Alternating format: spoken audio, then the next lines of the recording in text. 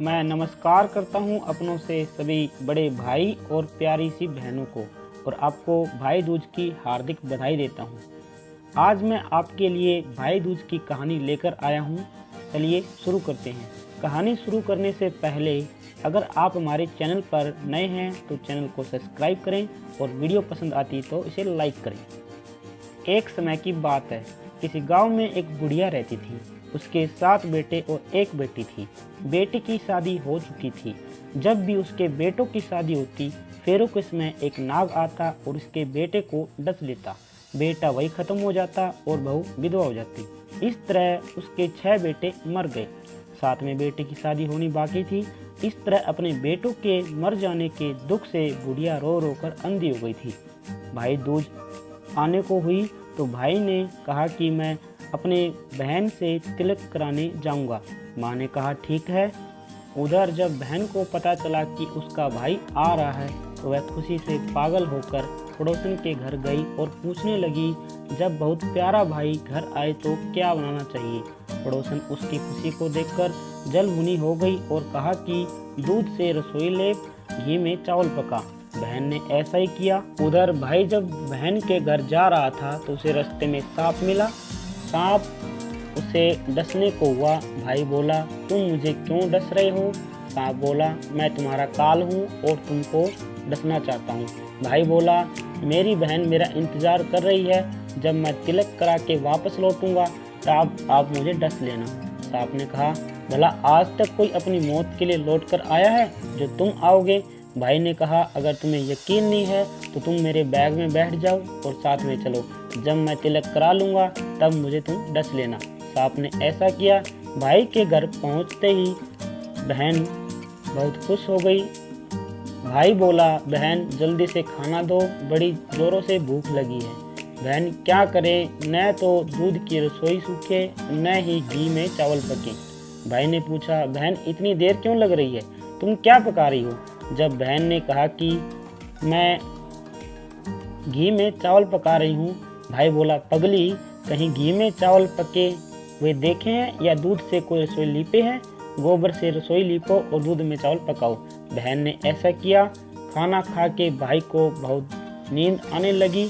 इतने में बहन के बच्चे आ गए। बोले, मामा हमारे लिए क्या लेकर आए हो। भाई बोला, मैं तो कुछ नहीं लेकर आया।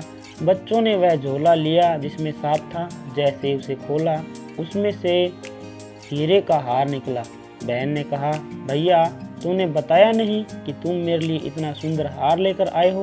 भाई बोला, तुम्हें जो पसंद है तुम ले लो, मुझे हार का क्या करना। अगले दिन भाई बोला, अब मुझे जाना है, मेरे लिए खाना रख दे। बहन उसके लिए लड्डू बना के एक डब्बे में रखकर उसको दे दिए। भाई कुछ दूर जाकर थक कर एक पेड़ के नीचे सो गया। उधर बहन के जब बच्चों ने भूख लगी तो माँ से कहा खाना दे दो। माँ ने कहा खाना अभी बनने में देर लगेगी। तो बच्चों ने बोला कि मामा को जो लड्डू दिए थे उनमें से लड्डू बचे होंगे, मुझे वही दे दो। तो वह बोली कि लड्डू बनाने के लिए बाजरा पीसा था, वही बचा पड़ा है, चक्की में जाकर खा लो। बच्चों ने देखा कि चक्की में तो सांप की हड्डियाँ पड़ी हैं। यह बात माँ को आकर बताई तो वह बावड़ी सी होकर भाई के पीछे भागी। रास्ते भरे लोगों से पूछती, किसी ने मेरे गले के हार जैसा भाई देखा, किसी ने मेरा बावड़ा सा भाई देखा। तब एक ने बताया कि कोई लेटा तो पेड़ के नीचे, देख ले वहीं तो तेरा भाई नहीं है। भागी भागी वह पेड़ के नीचे पहुंची, अपने भाई को नींद से उठाया। भैया भैया कहीं तुमने मेरे लड्डू तो नहीं खाए। भैया बोला, ये ले तेरे लड्डू, नहीं खाए मैंने। ले दे के लड्डू तो दिए थे, उसके भी पीछे भागी भागी आ गई। बहन बोली, नहीं भाई तुम मुझे गलत समझ रहे हो। बहन बोली, अब मैं भी तुम्हारे साथ चलूँगी। भाई बोला, अगर तुम नहीं मान रही हो तो चलो फिर साथ। चलते चलते बहन को प्यास लगी। वह भाई को कहती कि मुझे पानी पीना है। भाई बोला, अब मैं यहाँ से तेरे लिए पानी कहाँ से लेकर आऊँ। देख दूर कहीं चील उड़ रही है, चली जा, वहाँ शायद पानी मिल जाए। तब बहन वहाँ गई और पानी पीकर जब लौटी तो रास्ते में देखती है कि एक जगह 6 जमीन में शिलाई गड्डी है और एक बिना गड्ढे रखी हुई थी। उसमें एक बुढ़िया थी और उसने उससे पूछा ये शीला यहाँ कैसी है। तो बुढ़िया ने उसे बताया कि उसके 7 बेटे थे। 6 बेटे तो शादी के मंडप में ही मर गए थे और उनके नाम की शिलाएं ज़मीन में गड़ी है। अभी 7वें बेटे की शादी होनी बाकी है। जब उसकी शादी होगी तो वह भी मंडप में ही मर जाएगा, तब 7वीं शिला भी ज़मीन में गड़ जाएगी। यह सुनकर बहन समझ गई थी ये शिलाएं किसी और की नहीं बल्कि उसके भाइयों की थी।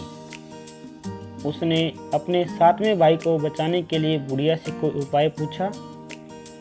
बुढ़िया ने उसे बताया कि वह अपने 7वें भाई को कैसे बचा सकती है। सब जानकर वह वहां से अपने बाल खुले कर पागलों की तरह अपने भाई को गालियां देते हुए चली। भाई के पास आकर बोली, तू तो जलेगा, कुटेगा, मरेगा। भाई उसके ऐसे व्यवहार को देखकर चौंक गया पर कुछ समझ नहीं पाया। इस तरह दोनों भाई बहन माँ के घर पहुँच गए।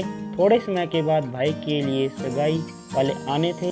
जब भाई को सेहरा पहनाने लगे तो वह बोली, इसको क्यों सेहरा बंधेगा, सेहरा तो मैं बांधूंगी, ये तो जलेगा मरेगा। सब लोगों ने परेशान होकर सेहरा बहन को दे दिया। बहन ने देखा उसमें कलगी की जगह सांप का बच्चा था। बहन ने उसे निकाल कर फेंक दिया। अब जब भाई घोड़ी चढ़ने लगा तो बहन फिर बोली, घोड़ी ये क्यों चढ़ेगा, घोड़ी तो मैं बैठूंगी, ये तो जलेगा मरेगा, इसकी लाश को चील कर वे खाएंगे। सब लोग बहुत परेशान थे। सब ने उसे घोड़ी पर भी चढ़ने दिया। अब जब बारात चलने को हुई तब बहन बोली, ये क्यों दरवाजे से निकलेगा, ये तो पीछे के रास्ते से जाएगा, दरवाजे से तो मैं निकलूंगी। जब वह दरवाजे के नीचे से जा रही थी, दरवाजा अचानक गिरने लगा।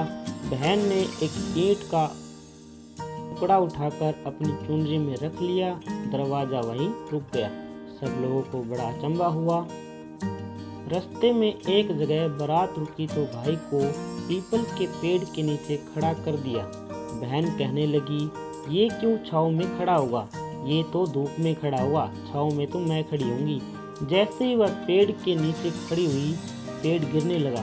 बहन ने एक पत्ता तोड़कर अपनी चुनरी में रख लिया। पेड़ वहीं की वहीं रुक गया। अब तो सबको विश्वास हो गया था कि बावली कोई जादू टोना सीख कर आई है जो बार बार अपने भाई की रक्षा कर रही है। ऐसे करते करते फेरों का समय आ गया। जब दुल्हन आई तो उसने दुल्हन के कान में कुछ कहा, अब तक तो मैंने तेरे पति को बचा लिया, अब तू ही अपने पति को और साथ ही अपने मरे हुए जेठों को बचा सकती है। फेरों के समय एक नाग आया। वो जैसे ही दूल्हे को डसने आया, दुल्हन ने उसे एक लोटे में बंद कर दिया। थोड़ी देर बाद वह नागिन भी लहराती लहराती आई। दुल्हन से बोली, तू मेरा पति छोड़। दुल्हन बोली, पहले तुम मेरा पति छोड़। नागिन ने कहा, ठीक है, मैं तेरा पति छोड़ती हूँ। दुल्हन ने, ऐसा नहीं, पहले 3 बार बोल। नागिन ने 3 बार बोला। फिर बोली कि अब मेरे पति को छोड़। दुल्हन बोली, एक मेरे पति से क्या होगा, हंसने के लिए जेठ भी तो होना चाहिए। एक जेठ भी छोड़ दिया। फिर दुल्हन ने कहा, एक जेठ से लड़ाई हो गई तो एक और जेठ छोड़, वो विदेश चला गया तो तीसरे जेठ भी छोड़। इस प्रकार करके उसने अपने 6 जेठों को जीवित करा लिया। उधर रो रो के बुढ़िया का बुरा हाल था कि अब तो मेरा 7वां बेटा भी बाकी बेटों की तरह मर जाएगा। गांव वालों ने उसे बताया कि उसके 7 बेटे और बहुएं आ रही हैं। तो बुढ़िया बोली, अगर यह बात सच हो गई हो तो मेरी आंखों की रोशनी वापस आ जाएगी और मेरे सीने से दूध की धार बहने लगेगी। ऐसा ही हुआ। अपने सारे बहू बेटों को देखकर बहुत खुश हुई। बोली, यह सब तो मेरी बावली का किया है, कहाँ है मेरी प्यारी बेटी। सब बहनों को ढूंढने लगी। देखा तो वह भूसे की कटोरी में सो रही थी। जब उसे पता लगा उसका भाई सही सलामत है, तब वह अपने घर को चली गई। उसके पीछे पीछे सारी लक्ष्मी भी जाने लगी। बुढ़िया ने कहा, बेटी पीछे मुड़ के देख, तू सारी लक्ष्मी ले जाएगी तो तेरा भाई भैया भाभी क्या खाएंगे। तब बहन ने पीछे मुड़ के देखा और कहा, जो माँ ने अपने हाथों से दिया वह मेरे साथ चल, बाकी भाई भाभी के पास रहे। इस तरह एक बहन ने अपने भाई की रक्षा की और तभी से ही भाई दूज का त्यौहार मनाया जाने लगा। तो ये थी भाई दूज की कहानी। आपको अगर कहानी पसंद आई है तो इसे एक लाइक दें। अगर चैनल पर नए हैं तो चैनल को सब्सक्राइब करें। Thank you, love you all and take care.